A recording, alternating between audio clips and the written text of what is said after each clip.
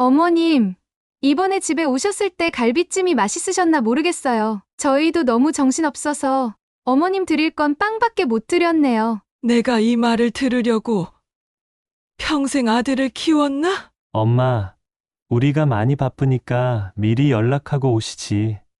요즘은 어머니가 너무 갑자기 오셔서 곤란할 때가 많아요. 이 말이 끝나자마자 전화기 너머로 아들과 며느리가 웃는 소리가 들렸습니다. 그 웃음소리 안에는 저를 향한 배려는 단 일도 없었습니다. 여러분, 이런 순간 겪어보셨나요? 평생 자식 위해 헌신했는데 정작 나를 투명인간처럼 여길 때 말입니다. 며느리가 대충 건네준 빵 한 조각을 먹으며 식탁 저편에서 갈비찜을 뜯는 아들과 며느리의 웃음소리를 들었을 때 저는 제 존재가 얼마나 초라하게 느껴졌는지 모릅니다. 그날 저는 마음을 굳게 먹었습니다. 더는 당하지 않겠다. 내가 이대로 무시당하며 살지는 않는다. 오늘은 제가 경험한 배신과 상처, 그리고 제가 그것을 되갚기 위해 어떤 결정을 했는지 말씀드리려 합니다. 구독과 좋아요는 제게 큰 힘이 됩니다. 그리고 여러분의 위로와 격려 댓글도 부탁드립니다. 이제 제 이야기를 시작하겠습니다. 안녕하세요. 저는 경기도에 살고 있는 70세 박정숙입니다. 아들 도훈이는 결혼 전만 해도 늘 제 편이었던 아들이었습니다. 주말마다 찾아와 같이 밥을 먹고 어버이날에는 항상 카네이션과 편지를 챙겨주던 그런 아이였죠. 하지만 결혼 후 아들은 점점 제 곁에서 멀어졌습니다. 연락은 뜸해졌고 얼굴을 보자면 한 달에 한 번도 힘들었습니다. 처음에는 며느리 지영과 신혼생활에 적응하는 시간이 필요할 거라고 이해하려 했습니다. 하지만 그런 이해는 결국 저 혼자만의 착각으로 끝났습니다. 몇 달 전 감기에 걸려 기운이 없던 날이었습니다. 몸도 무거웠지만 누구에게든 위로받고 싶다는 마음에 아들에게 전화를 걸었습니다. 아들, 엄마가 요즘 몸이 좀 안 좋아서 말이다. 기운도 없고 밥도 잘 못 먹어서. 제 목소리는 힘없이 갈라졌고 마음속 어딘가에서는 우리 아들이 올 거야 라는 기대가 있었습니다. 하지만 돌아온 대답은 냉담하기 짝이 없었습니다. 엄마, 요즘 독감 유행이라던데 우리 집에는 오지 마세요. 저희도 옮으면 큰일 나니까요. 그 순간 전화기를 들고 있던 손이 덜덜 떨렸습니다. 아프면 업고 병원으로 뛰겠다던 어린 시절의 아들은 어디로 갔을까요? 아들의 걱정이라고 받아들여 보려 했지만 그 차가운 말은 제 가슴 속에 비수처럼 꽂혔습니다. 전화를 끊고 나서야 눈물이 줄줄 흘렀습니다. 내가 너를 그렇게 키웠는데 결국 이런 대접을 받는구나. 며느리 지영은 더 대놓고 저를 무시했습니다. 지난달 텃밭에서 자란 배추로 김치를 담가 보내주기로 결심했던 날이 떠오릅니다. 며느리 입맛에 맞추겠다고 일부러 신경을 써가며 준비했지요. 며칠 전 시장에서 가장 싱싱한 배추를 골랐습니다. 배추를 들어보며 무게를 가늠하고 이거 참 싱싱하네요. 라고 말하며 장사꾼에게 흥정을 걸던 기억이 생생합니다. 배추를 사고 나서는 집으로 돌아와 직접 양념을 만들기 위해 재료를 골랐습니다. 신선한 고춧가루와 다진 마늘, 젓갈까지 알뜰히 장을 보았습니다. 김치가 맵다는 핑계가 나오지 않게 고춧가루도 살짝 덜어내며 양념을 조심스럽게 만들었습니다. 이 정도면 지영이 입맛에도 맞겠지 하고 중얼거리며 뿌듯한 마음으로 김치통에 담았습니다. 포장을 마치면서도 지영이도 이걸 먹고 어머님 김치는 다르다며 기뻐하겠지 라는 기대에 들떴습니다. 그날 밤 통을 택배 상자에 정성껏 포장했지요. 그런데 며칠 뒤 택배로 그대로 반송된 김치를 받아드는 순간 제 마음은 산산이 부서졌습니다. 김치와 함께 들어있던 쪽지에는 이렇게 적혀 있었습니다. 어머님, 저희는 매운 음식을 잘 먹지 않아서요. 신혼집 냉장고가 꽉 차서 보관할 곳이 없네요. 지영이 그 쪽지를 쓰며 무슨 생각을 했을까요? 택배 상자 위로 눈길을 주지 않았을까요? 어쩌면 지영은 이렇게 생각했을지도 모릅니다. 내가 김치를 보내지 말라고 몇 번이나 말했는데 또 보냈네. 참 귀찮아. 그런 마음으로 택배를 다시 싸고 반송 택배비를 낸 건 아닐까요? 택배 상자 안에서 여전히 차가운 김치를 꺼내며 눈물이 났습니다. 그 안에는 제가 주고 싶었던 사랑과 정성이 모두 담겨 있었습니다. 내가 너희를 위해 준비한 이 정성까지 이렇게 거절당하다니. 제 손으로 골랐던 배추와 양념은 이제 차갑게 식은 통 안에서 나를 비웃는 것 같았습니다. 며칠 후 아들의 집을 방문했을 때는 또 다른 충격이 기다리고 있었습니다. 며느리가 내놓은 저녁은 냉장고에서 꺼낸 빵 한 조각이었습니다. 어머님, 제가 오늘은 준비를 못했어요. 냉장고에 빵 있으니 그거 드세요. 그 말을 들으며 식탁에 앉아 빵을 손에 들고 있던 제 모습이 얼마나 초라했던지요. 한쪽에서는 도훈과 지영이 갈비찜을 먹으며 웃고 떠들었습니다. 이건 정말 맛있다. 라며 갈비를 뜯는 두 사람의 젓가락질 소리가 귀에 박혀왔습니다. 도훈이 집에 들어오자마자 제게 한 첫마디는 더 가관이었습니다. 어머니, 왜 미리 연락도 안 하고 오셨어요? 저희도 일정이 있는데. 그 짜증 섞인 목소리를 들으며 저는 아무 말도 할 수 없었습니다. 그날 밤 저는 집으로 돌아오는 택시 안에서 다짐했습니다. 이제 더는 참지 않겠다. 내가 이런 대접을 받고도 그냥 넘어가선 안 된다. 다음 날 딸 정연이에게 전화를 걸었습니다. 딸은 제 이야기를 듣자마자 소리를 높였습니다. 엄마, 오빠 내가 진짜 그렇게 했다고요? 김치도 반송하고 엄마한테 빵을 줬다고요? 딸의 목소리는 격앙되어 있었습니다. 엄마, 지금이라도 오빠한테 제대로 보여줘야 해요. 저 사람들은 엄마의 희생과 사랑을 당연하게 여기는 거예요. 엄마, 이제 참을 필요 없어요. 오빠가 그동안 엄마 재산 얘기한 것도 다 들었잖아요. 이번에야말로 제가 도와줄게요. 그날 밤 저는 서랍에서 평생 모아둔 통장을 꺼냈습니다. 그 안에 8억이라는 숫자가 눈앞에 선명히 보였습니다. 이 돈 내가 원하는 방식대로 써야겠다.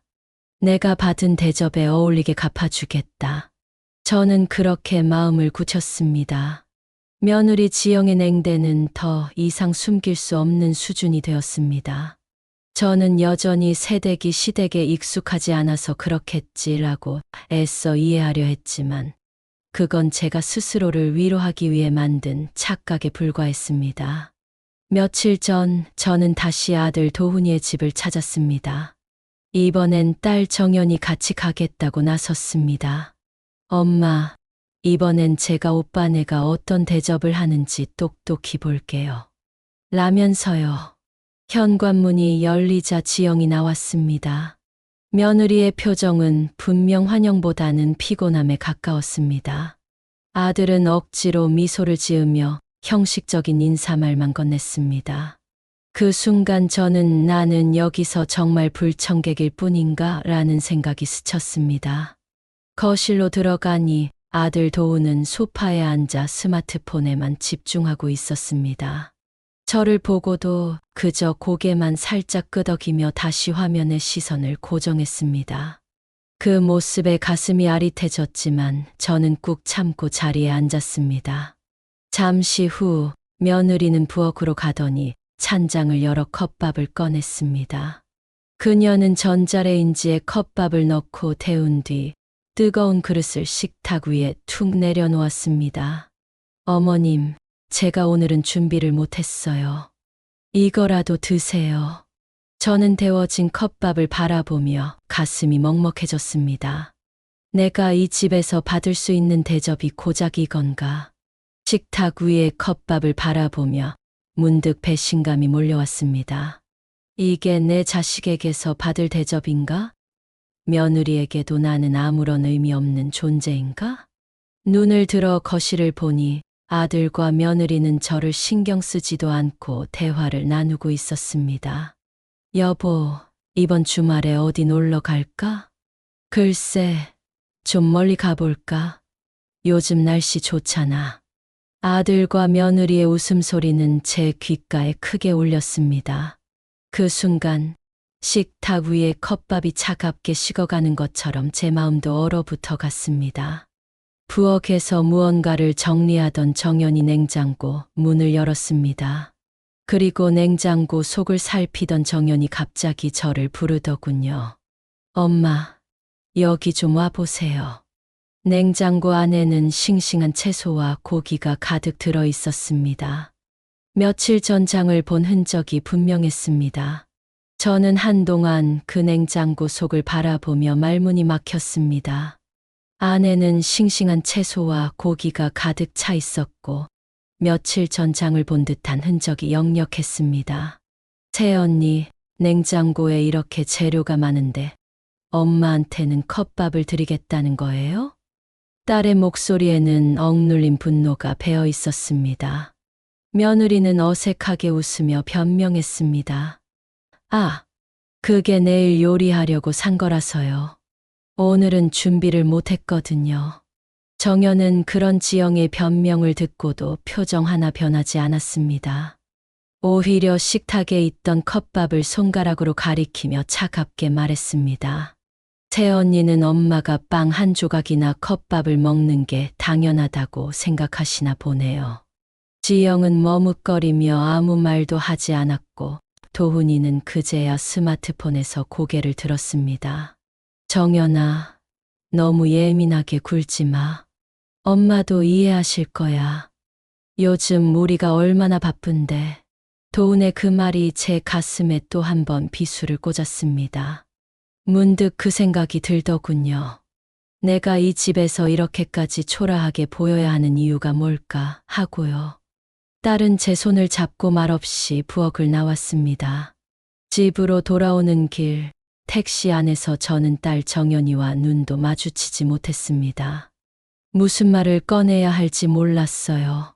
그렇게 한참을 침묵하던 정연이 결국 말을 꺼냈습니다. 엄마, 오빠랑 새언니 정말 너무해요. 오빠는 엄마가 얼마나 힘들게 살아왔는지 전혀 모르는 것 같아요. 그리고 새언니는 대놓고 엄마를 무시하는 거고요. 이제는 우리가 나서야 해요. 가만히 참고만 있지 말아요.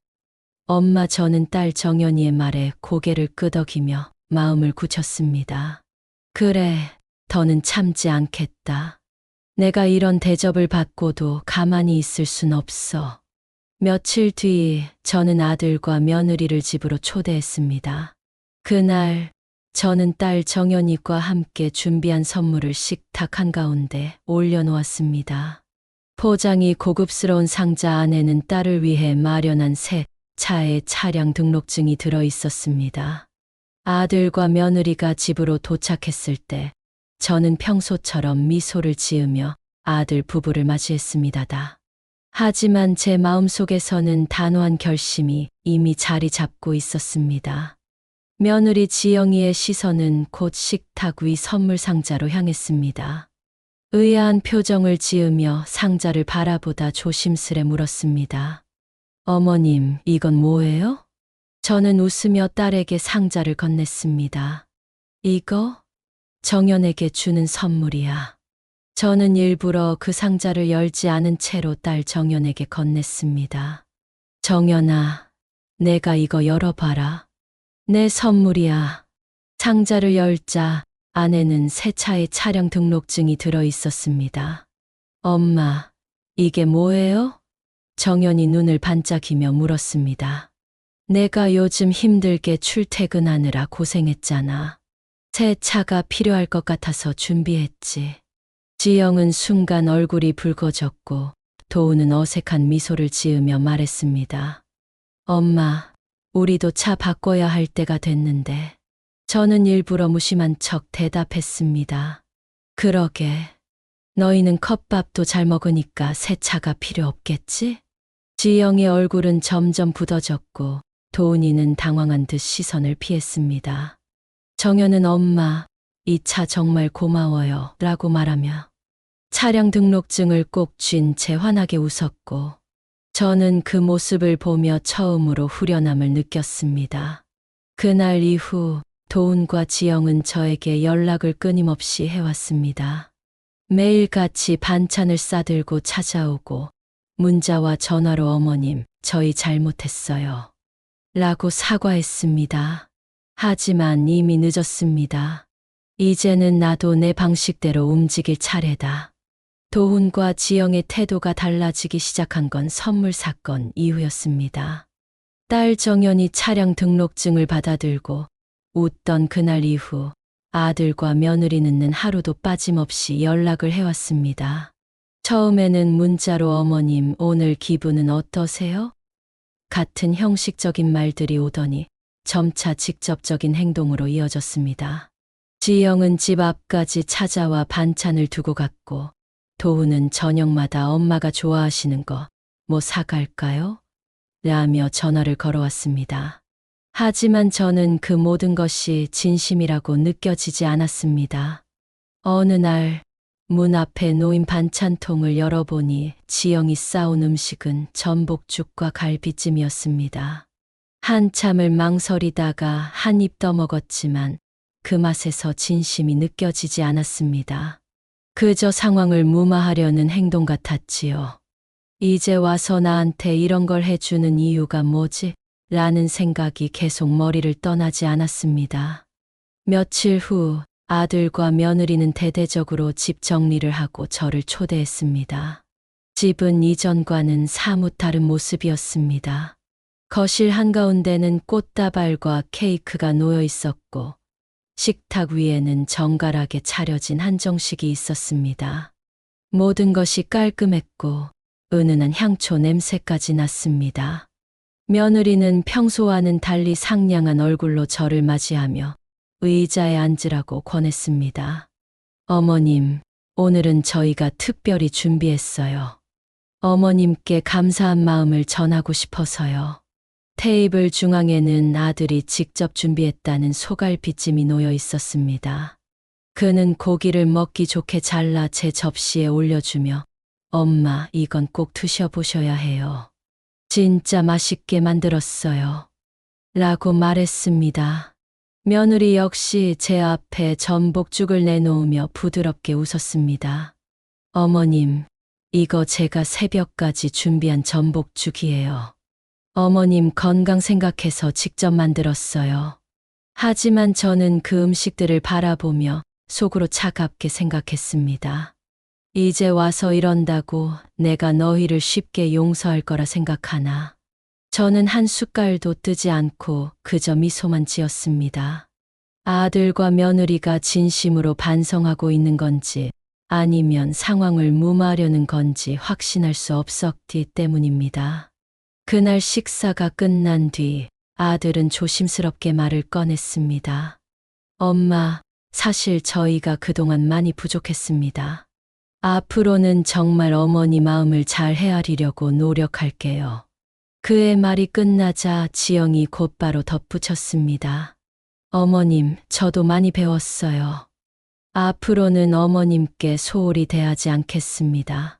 정말 죄송합니다. 아들과 며느리의 사과를 들으면서도 저는 쉽게 마음이 풀리지 않았습니다. 식사를 마치고 집으로 돌아온 뒤 딸 정연이에게 모든 이야기를 털어놨습니다. 딸은 한참을 듣다가 무겁게 한숨을 쉬었습니다. 엄마, 오빠 내가 지금 하는 행동이 진심일까요? 아니면 엄마의 재산 때문에 그런 걸까요? 하며 딸의 목소리에는 걱정이 가득했습니다. 며칠 후 지영은 또다시 찾아왔습니다. 이번에는 손에 작은 케이크와 홍삼 선물을 들고 있었습니다. 어머님, 요즘 건강은 괜찮으세요? 이건 어머님 드시라고 준비했어요.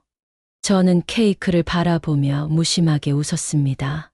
이제 와서 이런다고 내가 쉽게 넘어갈 거라 생각하나. 지영이 돌아간 뒤 저는 케이크를 냉장고에 넣으며 생각했습니다. 진심으로 사과하려는 걸까? 아니면 나의 용서를 구하기 위한 쇼를 하고 있는 걸까? 결국 저는 아들과 며느리에게 조금 더 시간을 주기로 했습니다. 진심이라면 시간이 지나면 알 수 있을 테니까요. 며칠 뒤 며느리는 저를 따로 만나고 싶다며 집 근처 카페로 저를 불렀습니다.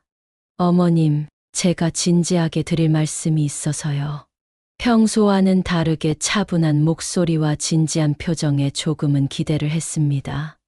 어머님, 이건 사실 제가 미리 준비해 둔 건데요. 저희가 조금만 도움을 주시면 정말 감사할 것 같아요. 며느리는 마치 그동안의 태도를 만회하기 위해 마지막 시도를 하는 듯 했습니다. 대출 서류에는 제 이름이 적혀 있었고, 대출 담보로는 제가 사는 집이 명시되어 있었습니다. 그 순간 제 가슴이 철렁 내려앉았습니다. 지영아, 이게 뭔지 알고 나한테 들고 온 거니? 제 목소리는 떨렸고 그 떨림을 들었는지 며느리는 서둘러 변명을 늘어놓았습니다. 어머님, 절대 큰 돈이 필요한 건 아니에요. 요즘 도훈 씨 사업이 너무 어려워서요. 어머님 집을 담보로 대출을 받아도 금방 갚을 수 있어요. 제가 보증할게요. 며느리의 말은 억지로 짜낸 변명처럼 들렸습니다. 그동안 쌓여있던 서운함이 그 순간 폭발할 것만 같았습니다. 저는 이를 악물며 조용히 대답했습니다. 지영아, 내가 평생 고생해서 지킨 이 집이 너희한테는 이렇게 쉽게 보이니? 내가 이걸 내놓으면 나중에 나는 어디서 살아야 하니? 지영은 아무 말도 하지 못했습니다. 그저 서류를 다시 가방에 넣으며 어색한 미소만 지었습니다. 그냥 고민해 보시라는 뜻으로 말씀드린 거예요. 그날 집으로 돌아오는 길, 제 머릿속에는 아들과 며느리가 왜 이렇게 변했는지에 대한 질문만 맴돌았습니다. 아들 도훈이는 결혼 전까지 평범한 회사원이었습니다. 하지만 결혼 후 아들은 안정적인 직장을 그만두고 사업을 시작하겠다고 선언했습니다. 엄마, 이제 저도 우리 가족의 자랑이 될 거예요. 작은 쇼핑몰을 시작할 건데 요즘 이런 게 대박 난대요. 아들은 창업 아이템에 자신이 넘쳤고 저는 아들의 열정을 존중해 작은 금액이나마 사업 자금으로 지원해 주었습니다. 처음에는 사업이 잘 되는 듯 보였습니다. 아들은 SNS에서 인기 있는 제품들을 팔며 빠르게 매출을 올렸고 저는 그런 아들이 자랑스러웠습니다. 하지만 그 성공은 오래가지 않았습니다. 경쟁이 치열해지면서 아들의 쇼핑몰은 점점 적자를 보기 시작했습니다. 엄마, 요즘은 광고비가 너무 많이 들어요. 그래도 곧 괜찮아질 거예요. 잠깐만 버티면 돼요. 그 말을 믿고 기다렸지만 결국 아들의 쇼핑몰은 큰 적자를 기록했고 남은 건 늘어난 부채뿐이었습니다. 아들의 사업이 어려워지자 며느리는 처음엔 적극적으로 돕는 것처럼 보였습니다. 여보, 우리 힘내자. 내가 살림을 줄일게. 하지만 시간이 지날수록 며느리의 불만은 점점 커졌습니다. 당신이 이 사업을 시작한다고 했을 때부터 내가 반대했잖아. 이제 어쩌려고 그래? 며느리는 점점 아들에게 실망했고 결국 문제를 해결하려는 방향보다는 외부에서 도움을 받으려는 쪽으로 생각을 돌렸습니다. 특히 며느리는 제가 가진 재산에 눈을 돌리기 시작했습니다. 어머님, 도훈 씨가 지금 많이 힘들어요. 어머님께서 조금만 도와주시면. 가족이잖아요. 며느리의 말은 겉으로는 간절해 보였지만 저는 그 속내를 쉽게 읽을 수 있었습니다. 아들과 며느리는 저의 재산에 집착하게 된 근본적인 이유는 자기 책임을 회피하려는 태도와 잘못된 기대감 때문이었습니다. 아들은 어릴 적부터 부모의 헌신을 당연하게 여기는 아이였습니다. 아버지가 돌아가신 후 제가 홀로 가정을 꾸려가며 고생했던 시간들을 제대로 이해하지 못했던 것이지요. 특히 아들은 제가 평생 모아온 재산이 8억 원이나 된다는 사실을 알고 있었고, 그것이 결국 자신의 몫이 될 것이라 믿고 있었습니다. 어차피 나중에 제가 상속받을 거잖아요. 지금 엄마도 어렵지 않게 생활하시고 계신데 저희가 쓰면 더 낫지 않을까요? 그의 이런 말은 저를 깊이 실망하게 했습니다. 며느리 지영도 그와 비슷한 생각을 하고 있었던 듯합니다. 어머님께서 여유가 있으시니 저희가 조금 도와달라는 게 그렇게 큰 부탁인가요? 결국 둘은 제가 가진 재산을 구체적으로 활용할 방법까지 고민하기 시작했습니다. 그 중 하나가 바로 대출 서류였습니다. 지영이 제게 대출 서류를 가져왔던 날, 마치 모든 것이 다 준비된 것처럼 보였습니다. 어머님, 이건 절대 부담 가지실 필요 없어요. 이건 저희가 다 알아본 안전한 대출이에요. 어머님께서 서명만 해주시면 돼요. 며느리의 목소리는 부드럽고 간절했지만 저는 그 서류를 보는 순간 기분이 끔찍해졌습니다. 그 서류에는 제 집이 담보로 명시되어 있었고 대출 금액은 2억 원이었습니다. 지영아, 이게 무슨 짓인지 내가 알고 하는 거니? 제 말에 지영은 서둘러 변명을 늘어놓았습니다. 어머님, 절대 길게 쓰는 게 아니에요.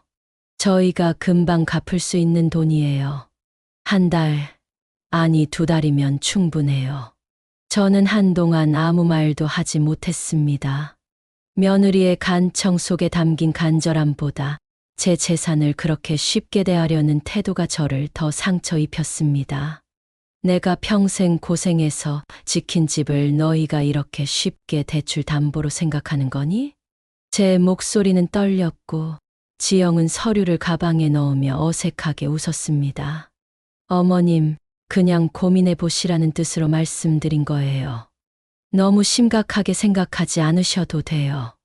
대출 서류 사건 이후 아들과 며느리의 태도는 갈림길에 섰습니다.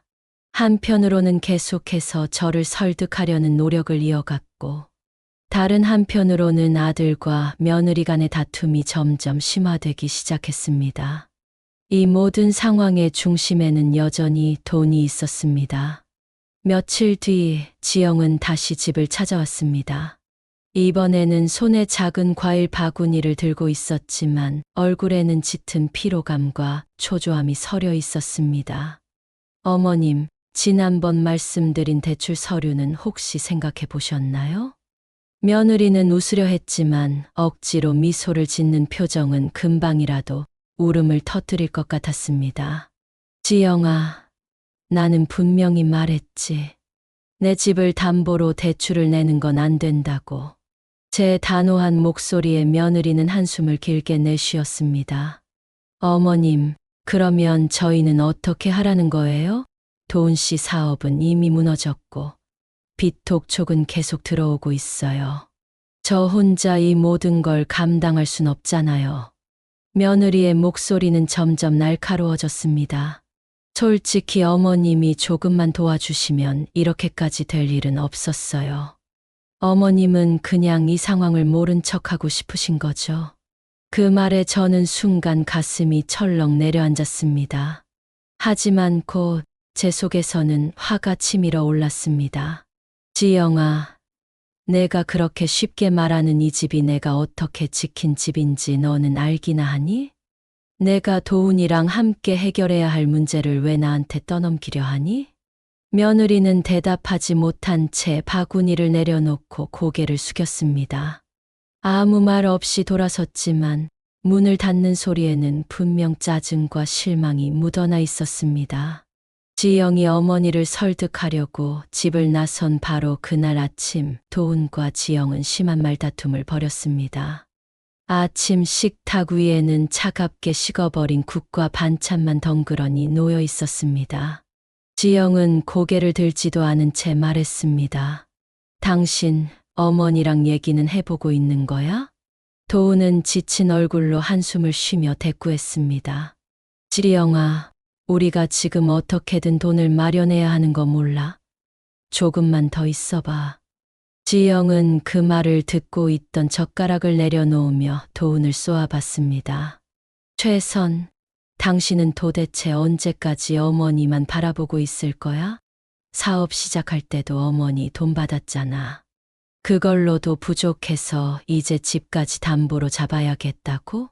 도훈은 지영의 말을 끊으려 손을 내저었지만 지영은 멈추지 않았습니다. 내가 당신한테 몇 번이나 말했어. 처음부터 사업 같은 거 하지 말고 안정적으로 회사 다니라고 했잖아. 그런데 당신은 내 말 무시하고 사업한다고 나섰고 결국 이 꼴이야. 그 순간 도훈도 참지 못하고 목소리를 높였습니다. 그래, 사업 시작한 건 내 잘못이야. 근데 지금 이렇게 된 상황에서 당신은 뭐 했는데? 나 혼자 광고비에 물건 처리에 정신없이 뛰어다닐 때 당신은 뭐 했어? 집에서 앉아서 투덜거리기만 했잖아. 지영은 그 말을 듣고 자리에서 벌떡 일어섰습니다. 투덜거렸다고? 내가 살림 줄이고 밥값 아끼고 당신 광고비 모자란다고 하면 내 비상금까지 내놓은 건 다 까먹었어? 지금 내가 이렇게까지 당신을 위해 애쓰는데 오히려 내가 문제라는 거야? 도훈도 자리에서 일어나 맞섰습니다. 지영아, 나도 지금 너무 힘들어. 근데 엄마가 도와주실 수 있는데 왜 이렇게 어려운 길을 고집해야 하냐고. 엄마 돈은 결국 우리 가족을 위해 쓰이게 될 거잖아. 그게 뭐가 잘못된 건데? 지영은 도훈의 말에 얼굴이 벌겋게 달아올랐습니다. 잘못된 건 당신이야, 도훈 씨. 어머니는 당신 문제를 해결해 줄 ATM이 아니라고. 당신은 한 번이라도 어머니를 진심으로 생각해 본 적 있어? 아니면 그냥 돈 주는 사람으로만 보고 있는 거야? 도훈은 지영의 말을 듣고 잠시 말을 잇지 못했습니다. 하지만 곧 고개를 돌리며 조용히 말했습니다. 그럼 당신은 뭔데? 내 엄마를 그렇게 이해하려는 노력도 안 하면서 왜 날 몰아세워? 지영은 고개를 떨구고 조용히 중얼거렸습니다. 난 이제 더는 못 참아. 이 상황에서 벗어나고 싶어. 당신이 어머니 돈으로 해결하려고 할수록 우리 가정은 무너져 가고 있는 것 같아. 그 말에 도훈은 한숨을 내쉬며 문 쪽으로 발걸음을 옮겼습니다. 그래, 결국 이걸 해결하는 건 나밖에 없나 보네. 어차피 내가 내 편을 들어줄 생각도 없는 것 같고. 도훈은 현관문을 열며 마지막으로 한마디를 남겼습니다. 내가 엄마 설득해서 해결해 볼게. 그게 내가 말하는 무너지는 가정을 막는 방법이 될 테니까. 지영은 문이 닫히는 소리를 들으며 차가운 식탁 앞에 홀로 앉았습니다. 도훈이 떠난 뒤에도 지영은 한동안 자리에서 움직이지 못한 채 손을 꼭 쥐고 있었습니다. 결국 이 사람은 변하지 않을 거야. 내가 아무리 말해도. 지영의 마음에는 분노와 실망, 그리고 그 모든 감정을 더는 감당할 수 없을 것 같은 무력감이 가득했습니다. 며느리가 돌아간 바로 다음 날 아들이 찾아왔습니다. 이번에는 아예 집 문 앞에서 신발도 벗지 않고 서둘러 안으로 들어왔습니다. 엄마, 얘기 좀 합시다. 이건 정말 마지막 기회예요. 아들들의 목소리에는 간절함과 짜증이 뒤섞여 있었습니다. 엄마, 왜 자꾸 거절만 하시는 거예요? 저희가 얼마나 힘든지 아시잖아요. 그냥 이번에만 도와주시면 나중에 엄마가 원하는 건 다 해드릴게요. 그는 손에 들고 있던 대출 서류를 다시 꺼내며 책상 위에 펼쳤습니다. 도훈아, 내가 그 서류를 몇 번이나 들고 온지 아니? 내가 이렇게 무리하게 밀어붙이는 게 과연 옳은 일이라고 생각하니? 제 말에 도훈은 한동안 말을 잇지 못했습니다. 하지만 곧 그는 폭발하듯 소리쳤습니다. 엄마, 어차피 이 돈은 제가 상속받을 거잖아요. 저희가 이렇게 힘들게 사는 걸 보고도 그냥 모른 척 하실 거예요? 그의 말에 제 속에서 억눌려 있던 감정이 터져 나왔습니다. 도훈아, 내가 상속받을 거라고 그렇게 확신하는 그 돈이 내가 평생을 바쳐 모은 돈이다. 너희가 지금 나를 이렇게 몰아붙이는 게 도대체 무슨 권리로 하는 짓인지 생각해 봤니? 도훈은 한순간 굳어버린 표정으로 저를 바라보더니 서류를 쥔 손을 탁자 위에 내려쳤습니다. 됐어요. 엄마는 결국 돈이 더 중요하신 거죠. 그럼 두고 보세요. 저희 알아서 해볼게요. 아들은 그 말을 남기고 문을 세게 닫으며 나가버렸습니다. 도훈은 지영과의 갈등에도 불구하고 어머니를 설득하는 시도를 멈추지 않았습니다. 이번에는 직접 어머니를 찾아가기보다는 집으로 초대해 술자리를 마련했습니다. 엄마, 오늘은 그냥 우리 집에서 편하게 저녁 드셔요. 아무 얘기 안 할게요. 아들의 말은 진심 같았지만 저는 여전히 마음 한구석이 불편했습니다.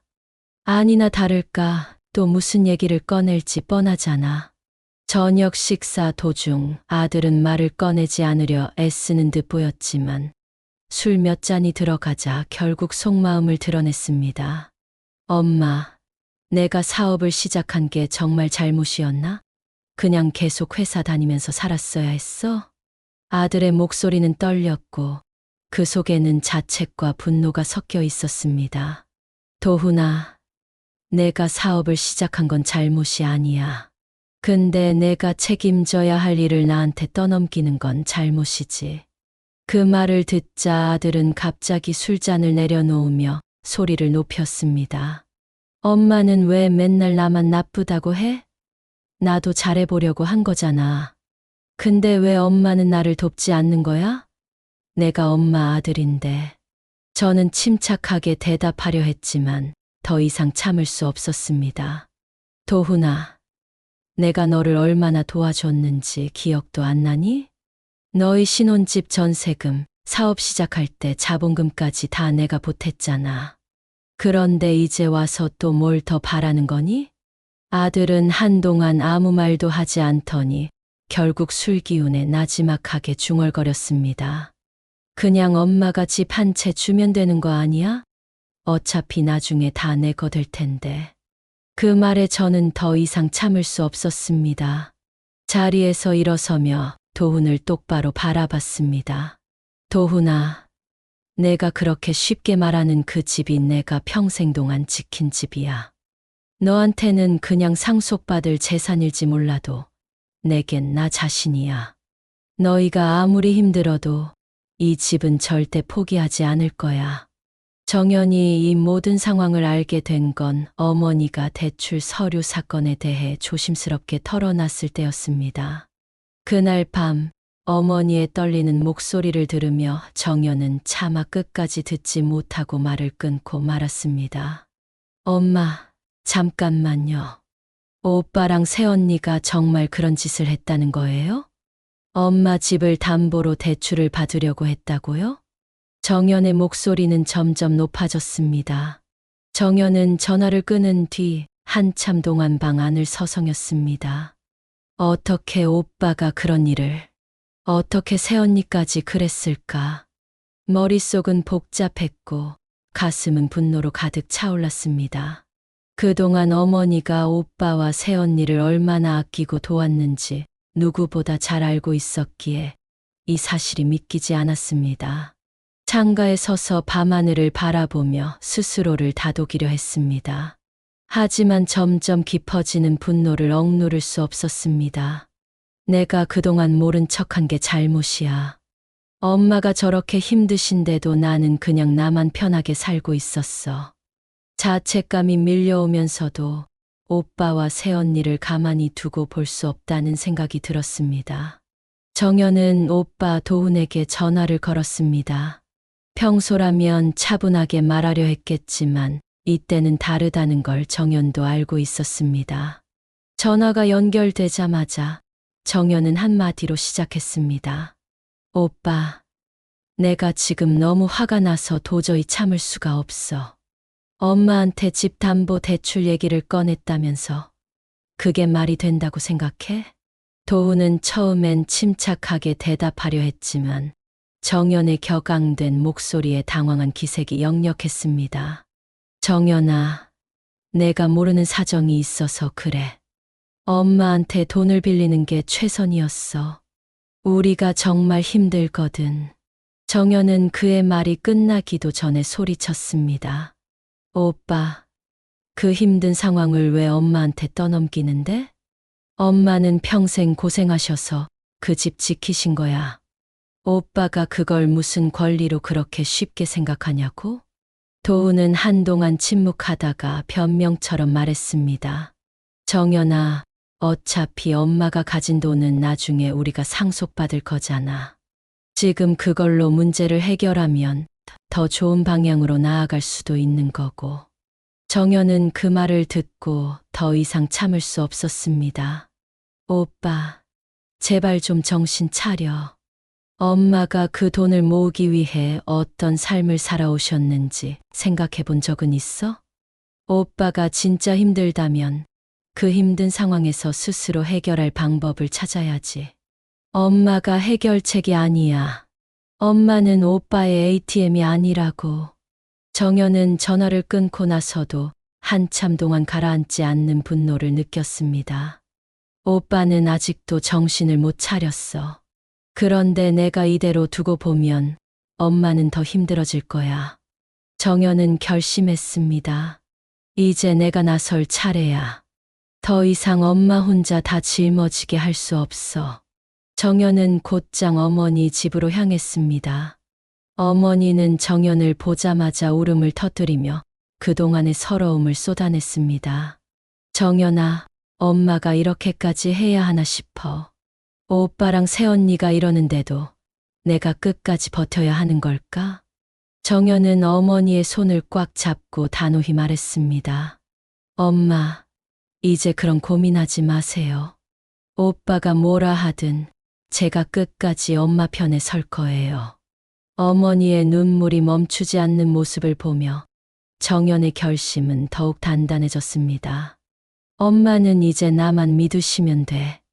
오빠가 어떻게 나오든 내가 막을 거야. 며칠 후 정연은 오빠 도훈과 직접 마주 앉았습니다.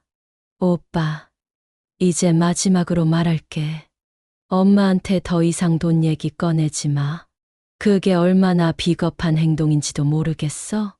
도훈은 머리를 긁적이며 고개를 돌렸습니다.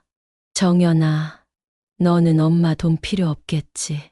근데 난 정말 힘들어. 엄마가 도와주시면 다시 시작할 수 있어. 정연은 도훈의 말을 잘라냈습니다. 다시 시작할 수 있다고? 오빠, 그 돈이 없어지면 엄마는 뭐로 살아? 오빠는 엄마가 우리한테 해준 게 부족하다고 생각해? 엄마는 이미 다 주셨어. 이제는 엄마가 스스로를 위해 그 돈을 쓸 때라고. 도훈은 말없이 고개를 숙였고 정연은 마지막으로 차갑게 말했습니다. 오빠, 내가 엄마를 지킬 거야. 오빠가 뭐라 하든 새언니가 뭐라 하든 절대 엄마를 힘들게 두지 않을 거야. 그날 정연이 오빠와 대립하고 난 뒤 저는 한참 동안 가만히 앉아 창밖을 바라보았습니다. 하늘은 흐렸고 어두운 구름이 천천히 흘러가는 모습이 마치 제 마음 같았습니다. 정연이 말이 맞아. 이제는 내가 나를 지킬 때야. 그동안 아들 도훈과 며느리 지영의 요구를 들으면서도 저는 계속 제 마음속에서 스스로를 설득하려 애썼습니다. 그래도 가족인데 한 번쯤은 더 도와줘야 하지 않을까?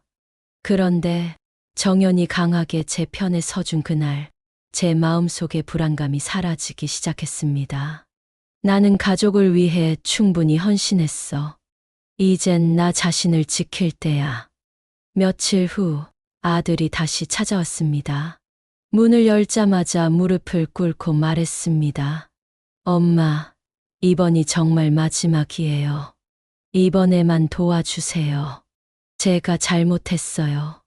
아들의 말에 제 마음 한구석이 아릿하게 저려왔습니다. 눈앞에서 무릎을 꿇은 아들은 어린 시절 무릎을 다쳐 울며 제 품에 안겼던 그 아이 같았습니다. 하지만 지금은 달랐습니다. 눈물이 묻은 얼굴과 간절한 목소리에도 그 속에 담긴 목적은 여전히 분명했습니다.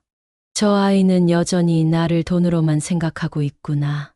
저는 아들 똑바로 바라보며 조용히 말했습니다.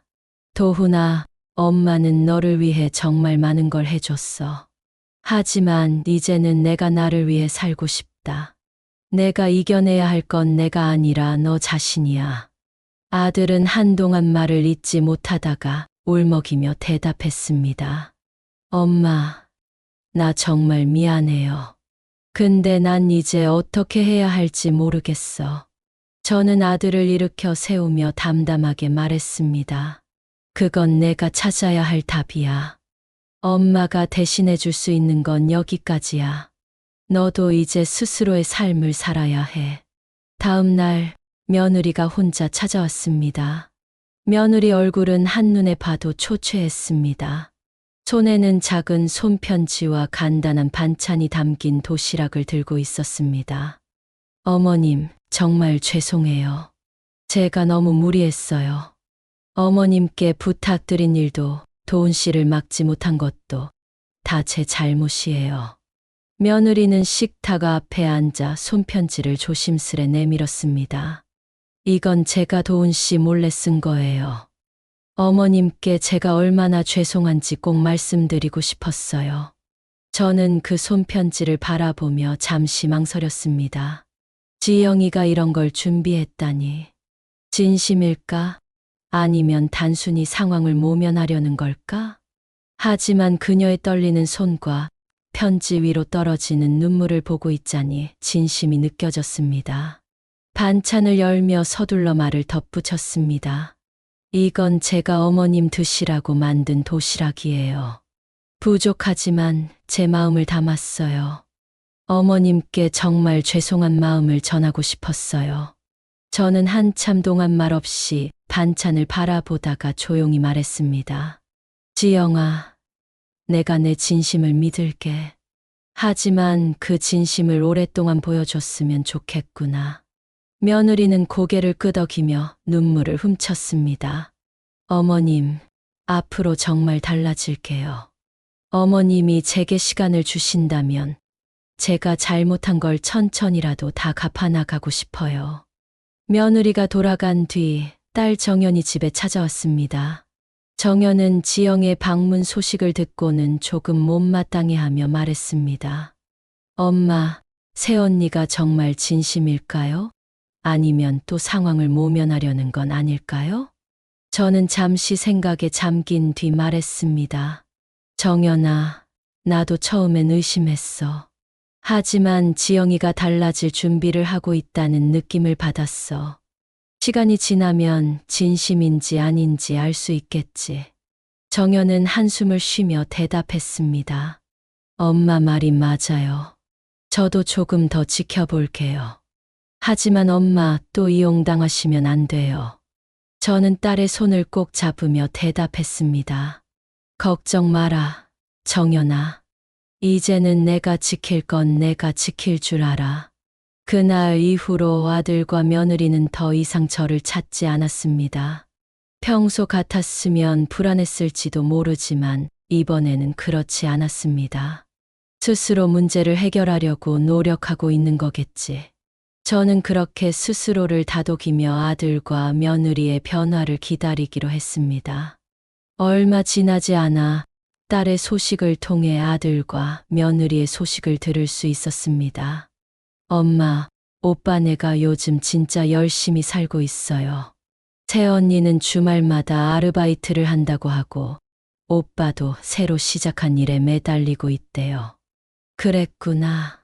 그게 진짜면 나도 참 다행이네. 딸은 고개를 끄덕이며 덧붙였습니다. 오빠가 말했어요.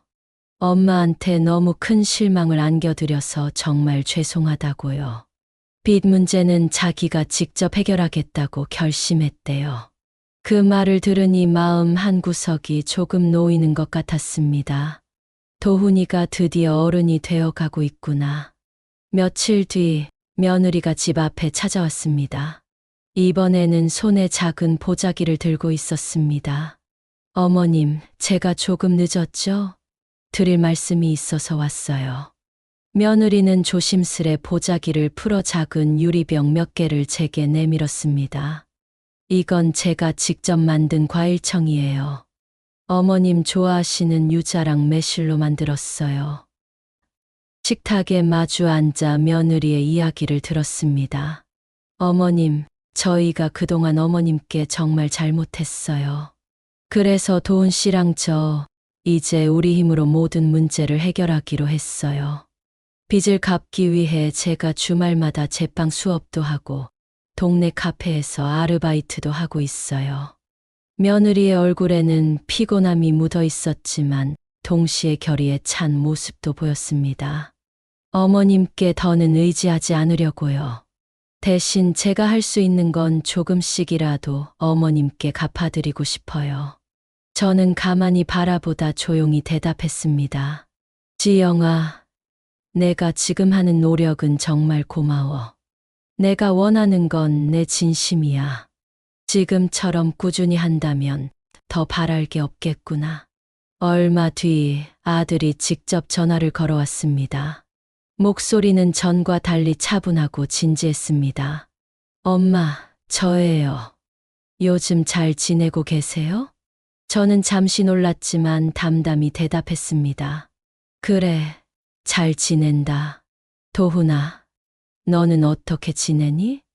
아들은 한숨을 내쉬며 말을 이어갔습니다. 엄마, 저 이제 새 직장 구했어요. 이전처럼 사업은 못하겠지만 이번엔 정말 안정적으로 자리 잡으려고요. 제가 이렇게 늦게 깨달아서 정말 죄송해요. 이어서 자신의 계획을 설명했습니다. 새로운 직장에서 받은 월급 일부를 빚 상환에 쓰고 남는 돈으로는 생활비를 충당하며 조금씩 경제 상황을 개선해 나가겠다는 내용이었습니다. 엄마, 앞으로는 엄마께 도움 요청 안 할게요. 제가 이렇게 말할 자격이 없다는 것도 알고 있어요. 근데 엄마가 제 변화 과정을 지켜봐 주시면 정말 감사하겠어요. 아들의 목소리에는 진심이 담겨 있었습니다. 저는 조용히 대답했습니다. 도훈아, 고맙다. 그리고 지금처럼 엄마도 내 옆에서 지켜봐 줄게. 그리고 내 힘으로 하나씩 해결하려는 태도를 계속 보여줘야 해. 아들과 며느리의 노력이 이어지면서 가족 간의 긴장도 점차 풀리기 시작했습니다. 정연 역시 오빠와 새언니의 변화를 느끼며 말했습니다. 엄마, 오빠 내가 정말 많이 변한 것 같아요. 이제는 엄마한테 뭘 요구하거나 불평하지 않고 자기들 문제를 스스로 해결하려고 하더라고요. 저는 그 말을 들으며 오랜만에 미소를 지었습니다. 정말 그렇다면 참 다행이지. 며칠 뒤 아들과 며느리는 저를 집으로 초대했습니다. 이번에는 딸도 함께였습니다. 아들은 직접 요리를 준비하며 말했습니다. 엄마, 오늘은 제가 요리할게요. 저희가 엄마께 정말 잘못한 게 많아서 이제부터라도 엄마를 제대로 모시고 싶어요. 며느리도 덧붙였습니다. 어머님, 제가 만든 빵도 준비했어요. 어머님께 드릴 수 있는 게 아직은 많지 않지만 조금씩 갚아나가고 싶어요. 그날 저녁 가족들은 오랜만에 웃음이 가득한 시간을 보냈습니다. 아들과 며느리의 태도는 확실히 달라졌고 정연 역시 그 변화를 인정하며 분위기를 풀어갔습니다. 그날 밤 집으로 돌아오며 저는 많은 생각에 잠겼습니다. 아들과 며느리가 진심으로 변하려고 노력하고 있구나. 정연이도 그런 변화를 인정하고 받아들여주니 나도 이제 조금씩 믿어볼 수 있을 것 같아. 물론 모든 갈등이 완전히 해결된 것은 아닙니다.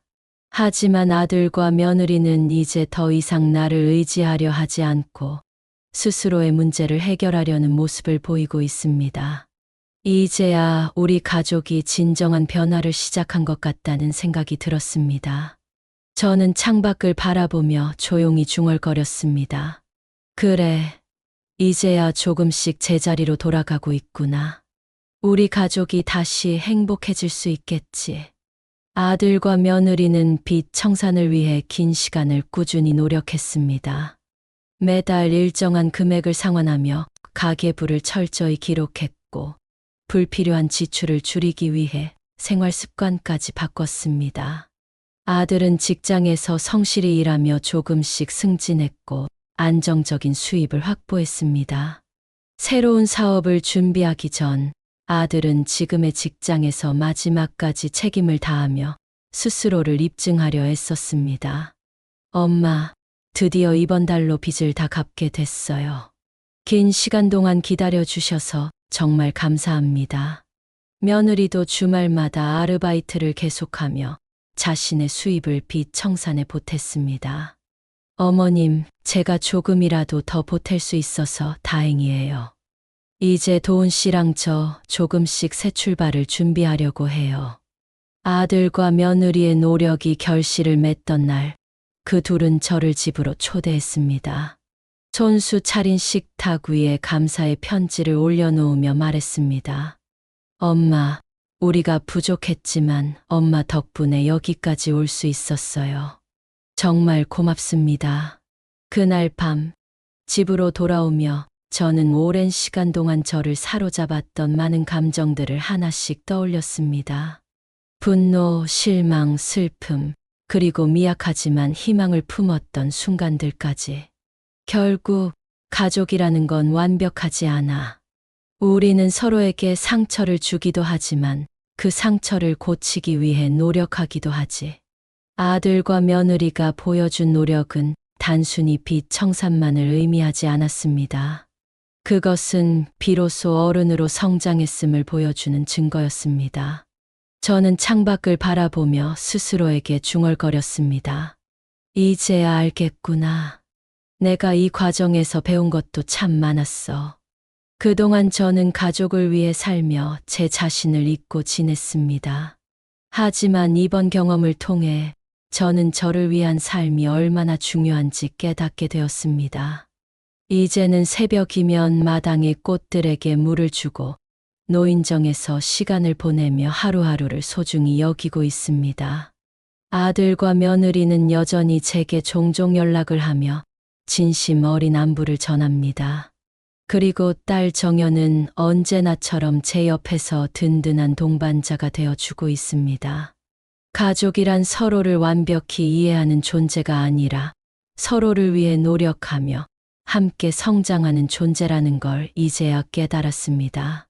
비록 처음엔 상처로 시작되었지만 그 상처가 우리를 단단하게 만들어 주었습니다. 이제는 더 이상 아쉬움과 후회에 머물지 않습니다. 저는 제 인생의 주인으로서 하루하루를 살아가고 있습니다. 여러분, 혹시 지금 가족 간의 갈등 속에 있다면 시간을 갖고 천천히 마음을 열어보세요. 그 갈등 속에서도 우리는 성장할 수 있습니다. 저희 가족의 이야기가 여러분에게 작은 위로와 용기가 되었으면 좋겠습니다. 앞으로 펼쳐질 제 인생의 이야기와 가족 간의 행복을 다시 함께 나누기를 바랍니다. 이제 새로운 날들이 시작됩니다. 창밖의 하늘처럼 맑고 투명한 하루를 우리 모두가 맞이할 수 있기를. 감사합니다. 구독과 좋아요는 영상을 만드는데 큰 힘이 됩니다.